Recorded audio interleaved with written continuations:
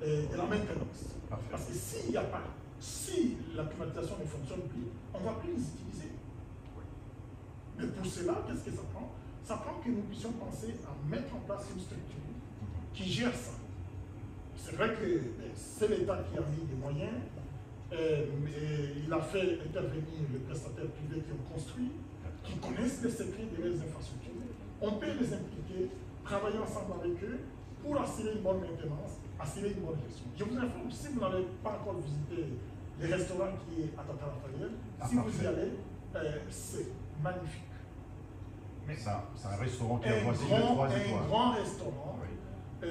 Et l'idée, c'était que ce soit Marty et que ce soit Tata Raphaël, ce n'est plus des stades, ce sont des complexes sportifs. Et dans un complexe sportif, on trouve plusieurs activités. On peut trouver un grand restaurant, on peut trouver un magasin où on voit des articles sportifs et tout ça. Donc, il faudrait que s'il y a une structure qui est mise en place pour une bonne gestion de ces infrastructures-là, cette structure-là va développer également d'autres ressources, donc d'autres moyens pour avoir des ressources financières pour justement, vous savez, le sport, ça brasse beaucoup de millions.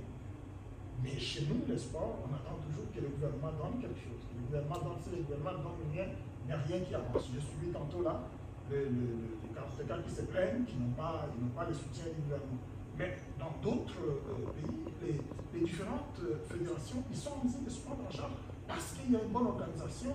Et nous, avec toutes ces infrastructures, nous pouvons les rentabiliser et faire de l'argent et permettre à ce que les jeunes puissent avoir des infrastructures de bonne qualité pour que...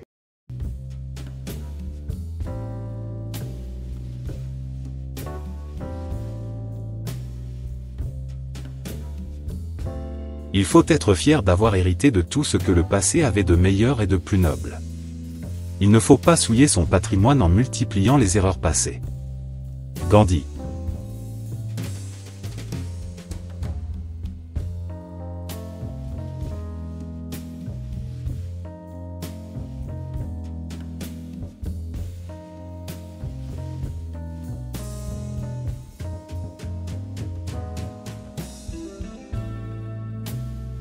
Soft Power et l'économie du sport. On va avoir lié dans exactement 30 jours. Ça veut dire que ce qui a été fait pendant les Jeux de la francophonie a produit des résultats. Et ces résultats-là, nous espérons que nous aurons l'occasion, donc notre pays aura l'occasion d'organiser d'autres événements encore plus importants. Moi, je ne cesse de dire que le sport et la culture font partie de ce qu'on appelle les soft power, donc la puissance douce d'un État. Donc c'est la capacité à influencer les relations internationales en sa faveur. Et à travers le sport, à travers la culture, la RDC peut influencer les relations internationales en sa faveur. Avec tout ce que nous avons comme population, nous avons la possibilité de développer toutes sortes de disciplines sportives et de sortir les meilleurs. Je venais de suivre tantôt là les karatékas, les boxeurs, tout. Donc, moi j'ai foi que même dans l'organisation de la CAN Handball, que notre équipe va faire vraiment des exploits et ça va être une fierté pour notre pays. Là, nous avons...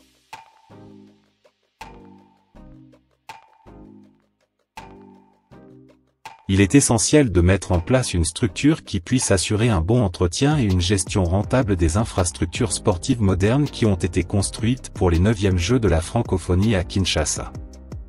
Isidore Kwonja Ngembo, directeur du comité national des 9e Jeux de la francophonie.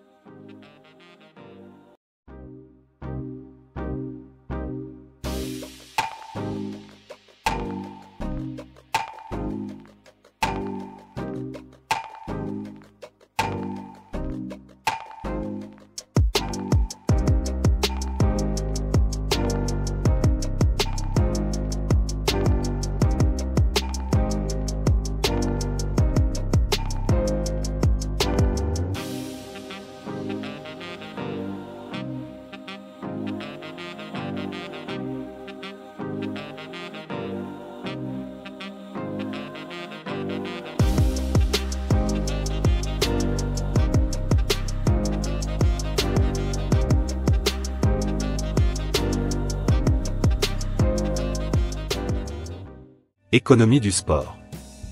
L'économie du sport est une branche de l'économie qui étudie l'incidence du sport, amateur et professionnel, sur l'ensemble de l'économie.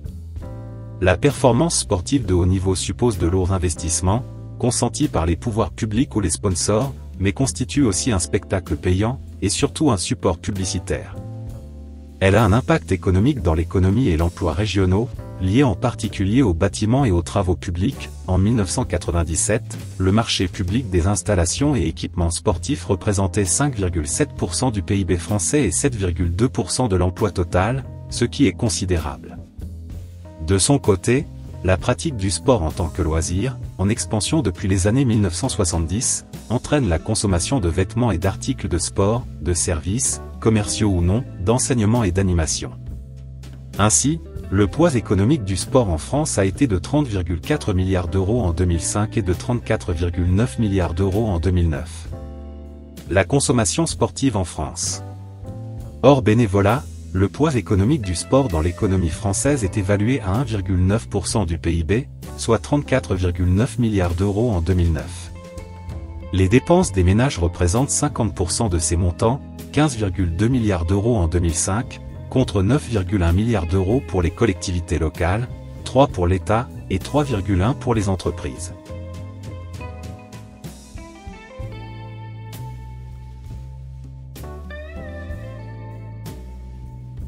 Le sport aux États-Unis. Le sport est très important dans la culture des États-Unis d'Amérique. Les 4 sports d'équipe les plus populaires sont le football américain, le baseball, le basketball et le hockey sur glace.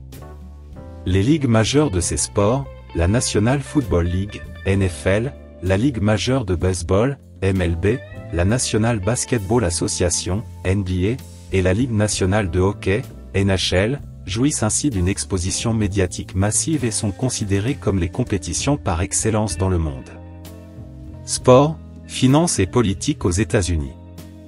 Les liens entre le monde du sport et celui de la finance sont de plus en plus forts, avec les stades et joueurs utilisés comme support de publicité, la vente des droits de retransmission, les ventes de joueurs, le sponsoring privé, etc. qui entrelacent leurs effets. Le sport généralement supposé célébrer des valeurs humaines de liberté, justice et courage et du groupe, dans les sports collectifs, a aussi tissé des liens avec la politique. Ces liens sont anciens, puisque déjà présents dans la Grèce et la Rome antique, mais ils prennent d'autres dimensions au XXe siècle. Le politique décide de la position géographique et de l'ampleur des infrastructures et moyens humains et financiers dédiés au sport. Aux États-Unis comme ailleurs, le sport de haut niveau s'est médiatisé, privatisé et a pris une dimension capitaliste et financière forte, associée à l'image du pays lors des compétitions nationales, des Coupes du Monde, Jeux Olympiques et records du monde. Comme dans les grandes villes, les universités américaines se défient via leurs équipes sportives.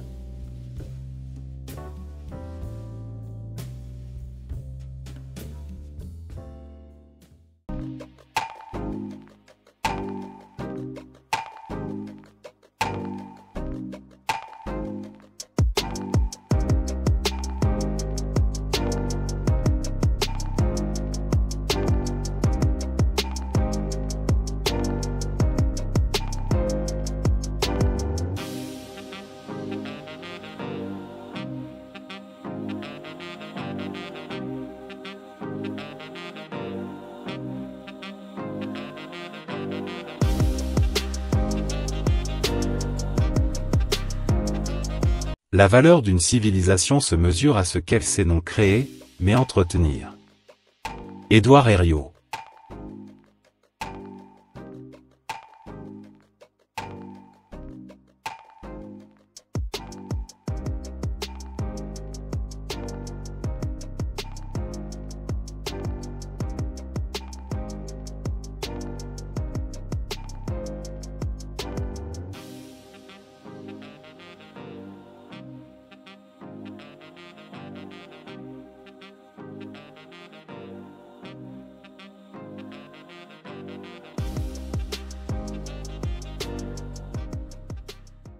Selon un communiqué de la Fédération congolaise de football association, FECOFA, l'international Gaël Kakuta de l'équipe nationale des Léopards seniors, de la République démocratique du Congo, a été déclaré forfait, samedi, en raison d'une blessure et a été remplacé par Oscar Kabouit du tout-puissant Mazembe, pour le stage de novembre, en prévision des matchs des 5e et 6e journées du groupe H des éliminatoires de la Coupe d'Afrique des Nations de football 2025.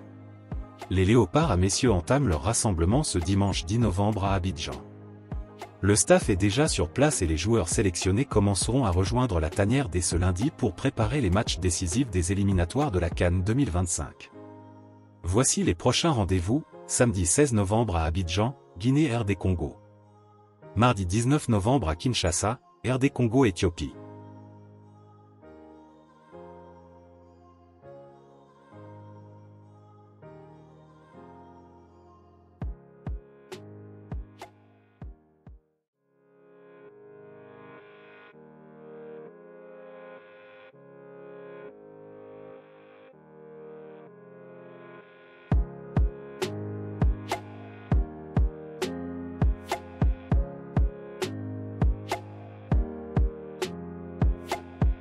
Cherchez 3 choses chez une personne.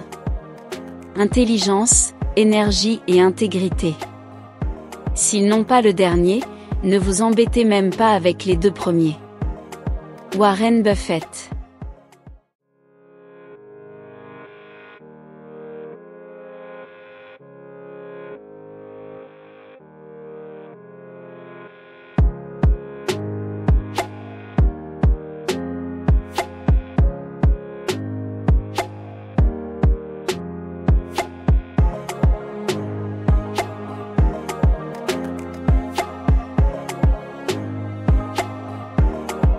Merci de nous avoir suivis, n'oubliez pas de vous abonner à JNZ1 Sport, si vous ne l'avez pas encore fait. Portez-vous bien, au revoir.